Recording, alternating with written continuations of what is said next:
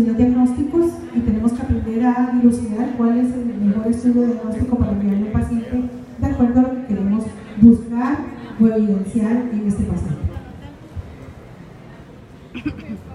Eso que vemos ahí en esa foto es una polisomnografía y parece incómodo, y es incómodo, pero los pacientes se logran dormir. Ok. Doctor, ¿esa está apagada? Sí.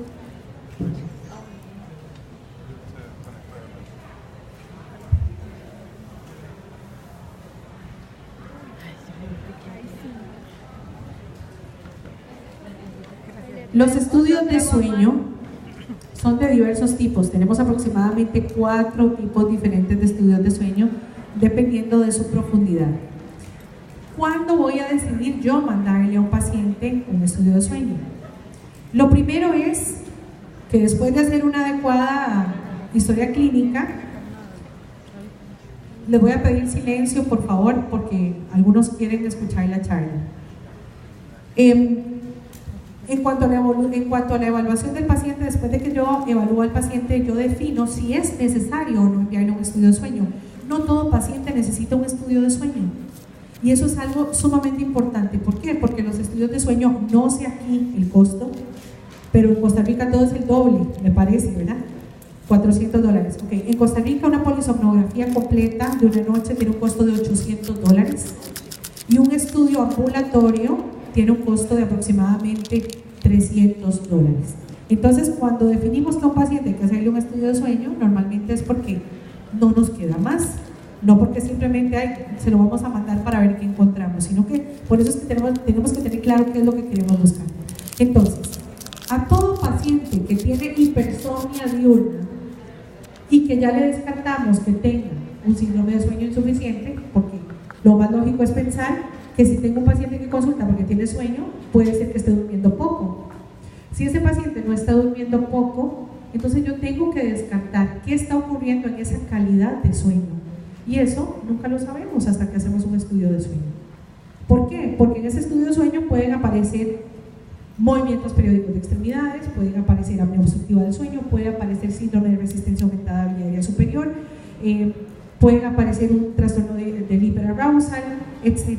Entonces, esto puede provocar que nosotros visualicemos ahí de forma gráfica qué es lo que está ocurriendo y poder tratar de forma directa. Entonces, en todo paciente con hipersomnia tenemos que hacer un estudio de sueño nocturno completo en laboratorio de sueño. Si yo a un paciente con hipersomnia le hago solo una poligrafía, bueno, de eso les voy a hablar más adelante, no voy a hacer enredos ahorita. Devuélvete, por favor.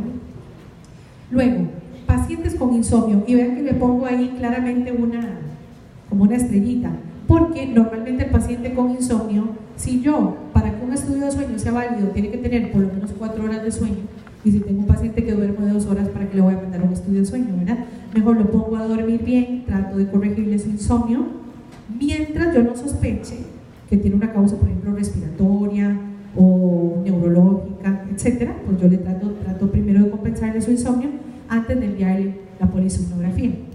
¿A cuáles insomnios le puedo mandar polisomnografía? Los insomnios que no resuelven, o al paciente que ya resolvió el insomnio, pero entonces cuando resolvió el insomnio ya me pareció que tiene otro trastorno de sueño que sí tengo que evaluar con polisomnografía. Todas las parasomnias, o sea, todos los trastornos del comportamiento y que son repetitivas, porque, por ejemplo, yo puedo tener sonambulismo de forma muy esporádica, nada pasa.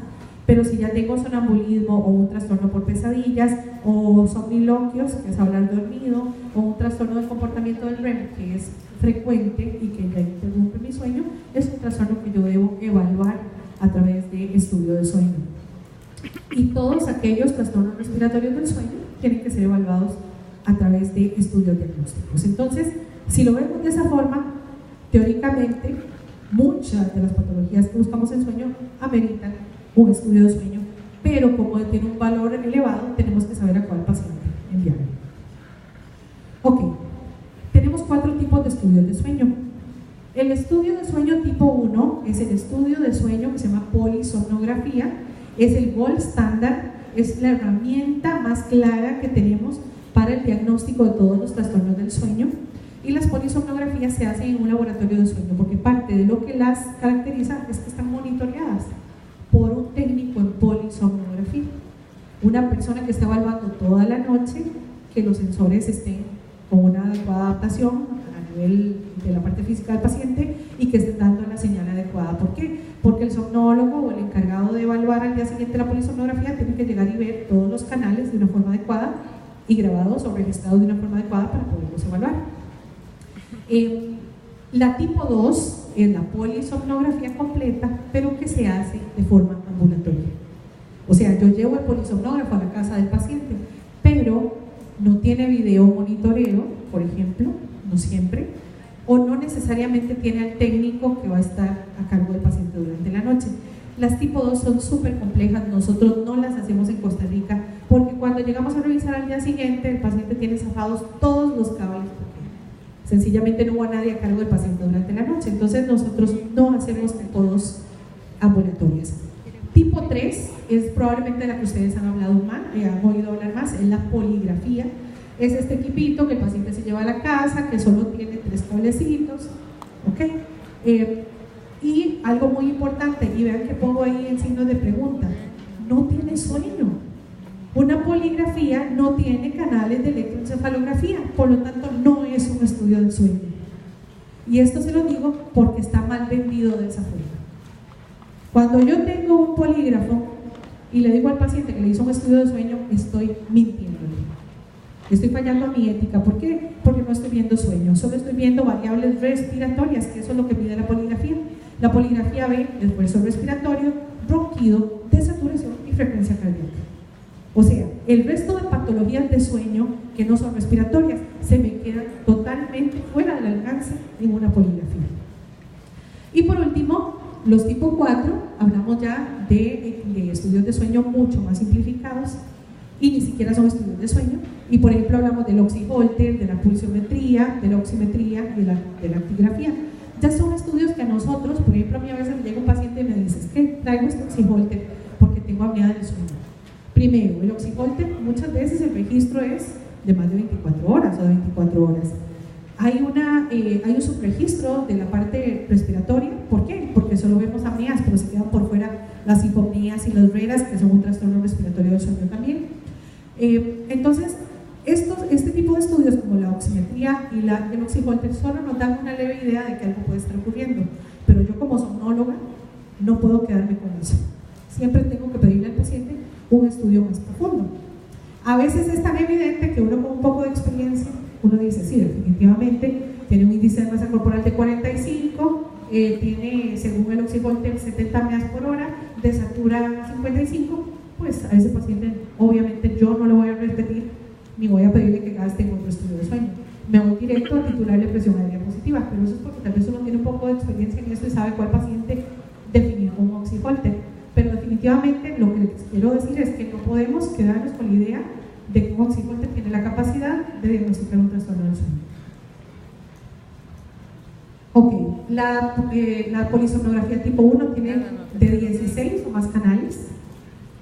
Hablamos de que tiene todo lo que es la parte electroencefalográfica, tiene movimientos oculares, tiene electromiograma de mentón para saber cuando el paciente entra en sueño REM o no. Tenemos electromiograma de músculos a nivel tibial. Tenemos también saturación de oxígeno, esfuerzo respiratorio de tórax y abdomen. Tenemos frecuencia cardíaca para detección de arritmias y frecuencia cardíaca. Hablamos también de el video monitoreo, que eso nos ayuda a nosotros a ver en el paciente posiciones, alteraciones del comportamiento, etc. Las tipo 2 son las mismas, solo que las vamos a hacer ambulatorias, como les decía anteriormente. Las tipo 3 solo tienen 4 canales, hay algunas modificaciones de polígrafos que ahorita tienen 6 canales, etcétera, pero aún así nunca llegan a hacer polisomnografías.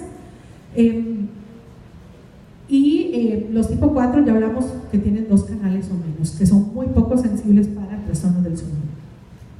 Ok, la polisomnografía es el gold estándar de diagnóstico, el estándar de oro de diagnóstico y de tratamiento. Y es el único estudio del sueño que nos permite en realidad evaluar el sueño, porque estamos viendo actividad cerebral, estamos viendo latencia sueño, estamos viendo ondas alfa, ondas beta, ondas teta, ondas delta, entrada a sueño REM, etc. Es la única forma en la cual podemos evaluar este tipo de patologías, y de igual forma, como tenemos el electromiograma de mentón, podemos ver trastornos del comportamiento del sueño REM con la activación o disminución del tono muscular. Ok, entonces no crean que es más incómodo de lo que se ve ahí. Así se ve un paciente cuando está en polisomnografía. El paciente puede cambiar de posición, puede dormir de lado, y lo que nosotros hacemos durante el estudio de sueño, los técnicos en polisomnografía, es vigilar que el paciente esté siempre con todos los sensores bien puestos y además que estén dando una señal adecuada. Entonces podemos observar cómo hay, por ejemplo, podemos ver cómo el sensor de flujo respiratorio, hay nasocánula, y vean que la nasocánula en este caso tiene las entradas para las narinas, pero también tienen un tubo oral, que es el que nos permite hacer la comparación de la temperatura del aire cuando entra y cuando sale para saber si es inhalatorio o exhalatorio, y de esta forma tenemos una mayor capacidad para determinar apneas, de hipopneas y de otras alteraciones como RERAS, que son incrementos del esfuerzo respiratorio sin que haya interrupción del flujo. Los termocouples, que es lo que está a la par, o el termistor, eso nos mide directamente temperatura. Entonces vemos que los dos son necesarios porque uno sensa apneas y el otro hipopneas. En un estudio de poligrafía, que es el simplificado, solo hay nasocánula. Entonces ahí podemos ver cómo hay dos de las alteraciones respiratorias que se nos quedan totalmente por fuera cuando hacemos una poligrafía, y le decimos al paciente, no, usted no tiene apnea del sueño, pero no sabemos si el paciente tiene un trastorno meramente hipopnéico o si tiene RERAS, que es otro tipo de trastorno respiratorio. Seguimos. Ok, hablamos de que al paciente se le pone un micrófono para ronquido, hablamos también de que hay oximetría de pulso, se le pone electrocardiograma. Las bandas de esfuerzo respiratorio nos miden también inductancia, que es el volumen pulmonar. La plethysmografía inductiva nos ayuda a determinar el esfuerzo respiratorio que el paciente hace. Podemos ver de esa forma alteraciones en los movimientos tóraco-abdominales o discordancias tóraco-abdominales, sobre todo en aquellos pacientes con enfermedades neuromusculares. Es muy importante este tipo de sensor. Ok, cuando hacemos una polisomnografía en la noche, siempre creemos que es solo para diagnosticar y no necesariamente.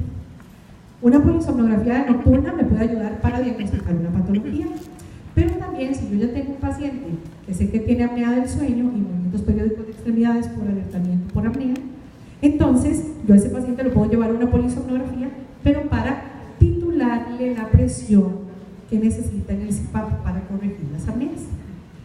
Esto es algo muy importante porque la mayoría de personas, para ahorrarse el dinero de una polisomnografía de titulación, le dan al paciente con apnea del sueño un CPAP y le dicen, tome, úsenlo en la casa.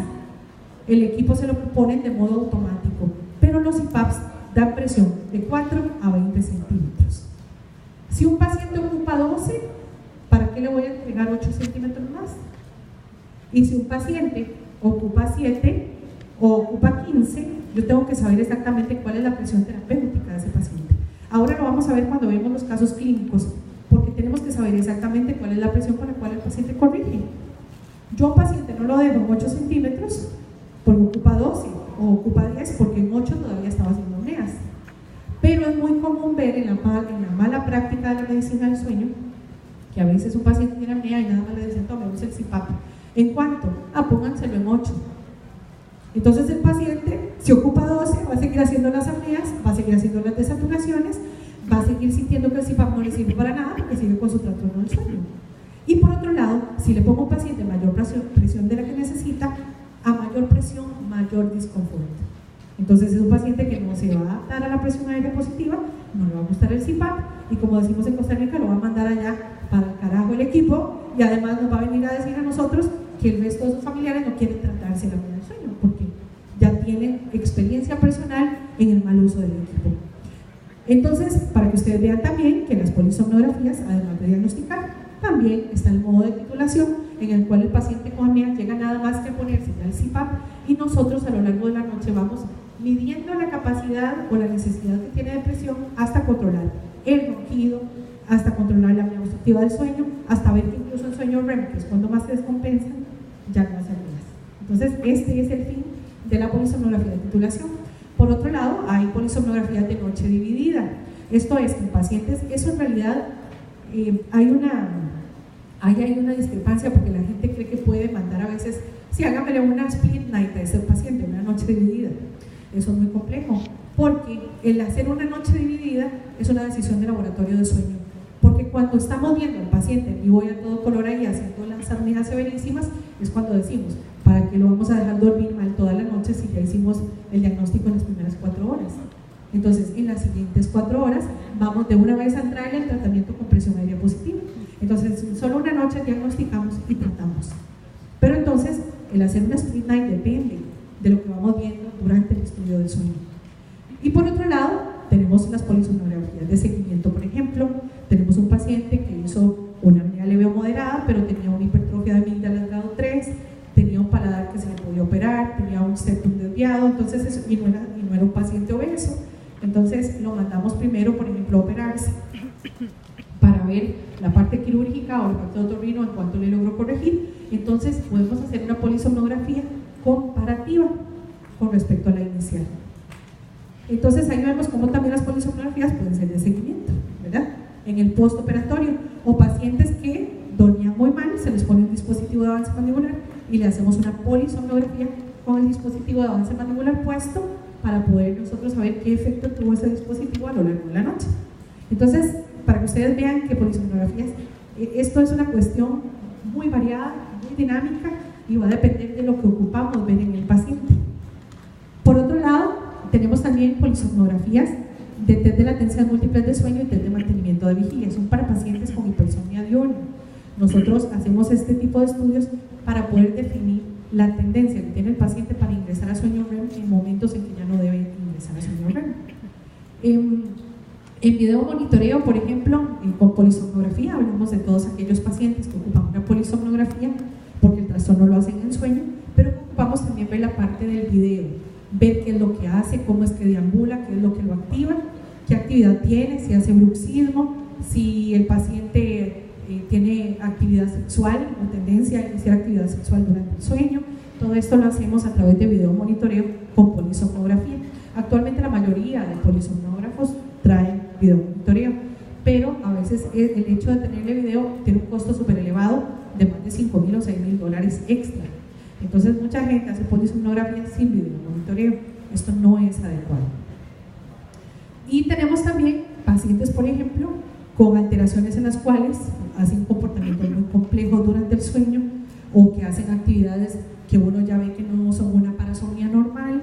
Entonces ocupamos descartar actividad epileptógena de fondo, etc. Entonces ahí es donde se hace la polisomnografía, que son todos los canales de los que ya hablamos, más todo el electroencefalograma, o sea, el 10-20 de electroencefalografía. ¿Por qué? Porque muchas veces los canales de polisomnografía no son tan abundantes como los de electroencéfalo, se podrían quedar áreas cerebrales sin explorar en cuanto a su activación epileptógena.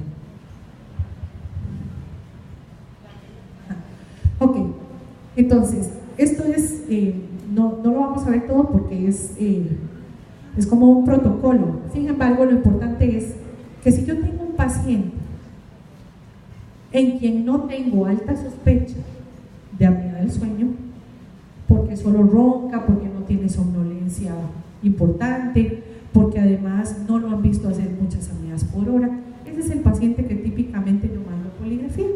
¿Por qué? Porque esa poligrafía va a ser muy sensible para decirme a mí, sí, no tiene nada respiratorio en sueño. Pero una poligrafía en un paciente muy complejo, con cardiopatía, con un paciente hipertenso, con arritmias, etc., la poligrafía es un estudio barato, pero no es adecuado, porque se nos queda por fuera un montón de variables que debemos explorar en el paciente complicado. Y por otro lado, si tenemos un paciente al que solo tengo un polígrafo, solo le hice la poligrafía porque el paciente no puede pagar una polisomnografía, pues tenemos que tener claro que la poligrafía en un paciente altamente sospechoso de apnea del sueño, si sale negativa, no es concluyente. O sea, yo no puedo confiar en un reporte negativo de una poligrafía en un paciente altamente sospechoso de tener un trastorno respiratorio del sueño. Lo otro, sigamos, venir por ¿cuáles son los limitantes de la poligrafía versus la polisomnografía? La poligrafía nos marca un tiempo total de registro, o sea, yo lo pongo a grabar de tal hora a tal hora, pero yo realmente no sé a qué hora se durmió el paciente. Entonces, cuando yo tengo un número de apneas que tengo que dividir entre el tiempo total de registro, no es lo mismo que dividir yo ese número de apneas en un tiempo total de sueño que estoy visualizando en una polisomnografía. polisomnografía. O sea, en una polisomnografía yo sí puedo ver cuánto durmió. De 8 horas de registro, ese paciente durmió 4, o durmió 3, o durmió 6. En una poligrafía yo solo tengo un tiempo de registro. Como no tengo sueño, no puedo evaluar cuánto el paciente durmió. Entonces, eso hace que, por ejemplo, cuando yo tengo el índice de apnea y hipopnea durante el sueño, en una poligrafía yo lo tengo que dividir entre el tiempo total de registro. Entonces, por ejemplo, puede haber un subregistro o un número menor de apneas por hora. En cambio, si yo tengo 40 apneas por hora y el paciente durmió 4 horas, yo tengo claro que hizo 10 por hora como promedio.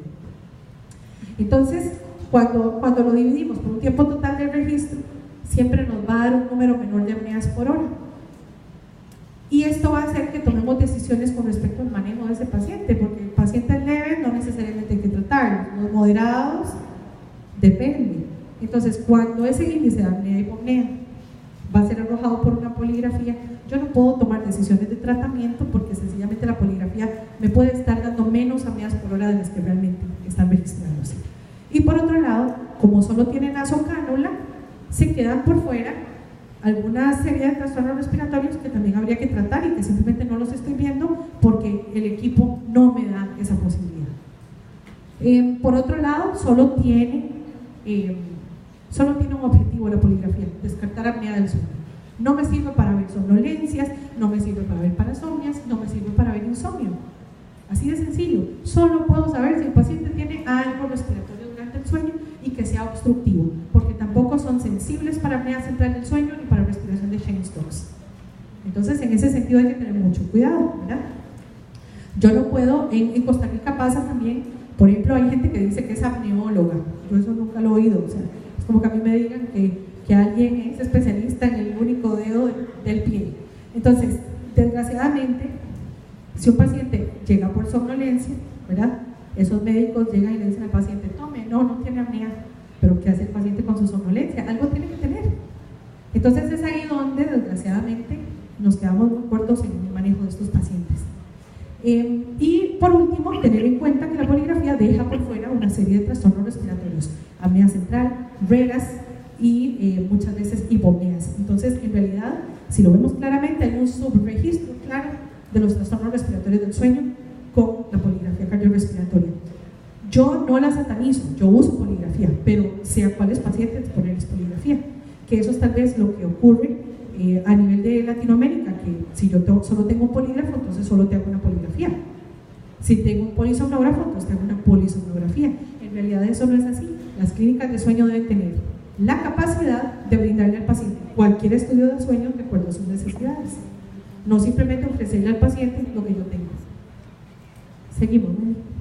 Ok, la actigrafía es un estudio de sueño que utilizamos muchas veces para valorar patrones de sueño en el paciente, pacientes con trastornos del ritmo circadiano, etc.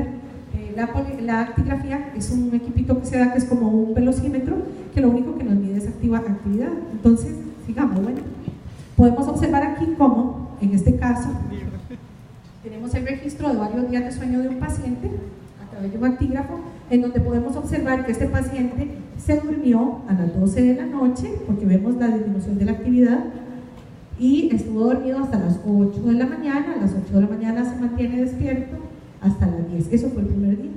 Pero resulta que el segundo día el paciente se duerme a las 10 de la noche y se levanta a las 10 de la mañana del día siguiente. O sea, ya ahí durmió 12 horas y retrasó la hora del despertar con respecto al día anterior. Podemos ver que hace aquí una siesta y luego hace otra siesta aquí justo antes de las 10 de la noche. Este mismo paciente al día siguiente podemos ver otro cambio en el patrón. Entonces, las actigrafías nos sirven mucho, primero, para descartar percepciones inadecuadas del sueño. El paciente a veces cree que duerme más mal de lo que realmente duerme, y cuando le hacemos una actigrafía nos damos cuenta que no duerme tan irregularmente, no duerme tan mal y que está alcanzando las horas de sueño. Por otro lado, nos ayuda a visualizar trastornos del ritmo circadiano, trastornos de fase retrasada del sueño o de fase adelantada del sueño, o de ritmos que están fuera de las 24 horas. Entonces, para que ustedes vean que eso es algo muy sencillo, porque solo nos mide actividad, pero sé a quién mandárselo, ¿verdad? Al paciente que tiene este tipo de trastornos. Esto ya lo vimos, sigamos, ¿no? Ok. Entonces, ¿cuáles son las indicaciones para una polisomnografía? ¿A cuál paciente mando yo? Primero, a todo paciente diabético.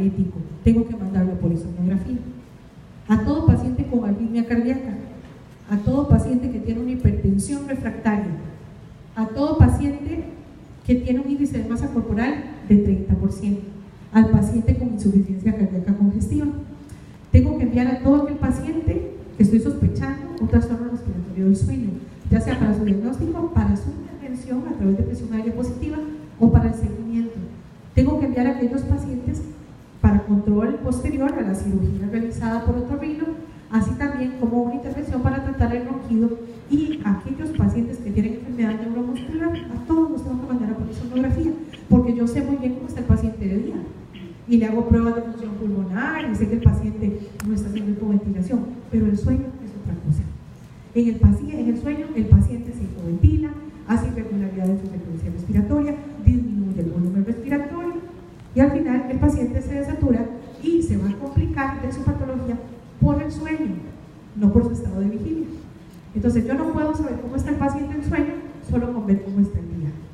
¿Ok? Y muchos de estos pacientes no ocupan CPAP, muchos ocupan equipos mucho más avanzados como biniveles que tienen además soporte ventilatorio o con frecuencia respiratoria a respaldo, muchos ocupan ventilación servoadaptativa. Entonces también para que sepamos que no solo hay CPAP, hay CPAP, BiPAP, BiPAP espontáneo, BiPAP ST, contemporizador, etc. Entonces esto de la ventilación mecánica, la ventilación no invasiva, por eso es que yo en la clínica del sueño solo tengo terapeutas respiratorios, porque en realidad ellos son los de inhaloterapia, los que probablemente tienen mayor experiencia para manejar este tipo de trastornos. Y el fin es que el paciente llegue a compensarse por completo mientras está durmiendo, que es lo que lo descompensa. Ok, el montaje para polisomnografía, vean que es disminuido a la parte del electroencefalograma con respecto a un 10-20.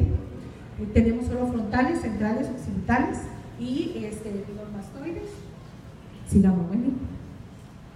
Luego, en la parte ocular, tenemos ojo derecho, ojo izquierdo, mentón. Seguimos. El electromiograma tibial, que se usa de forma bilateral.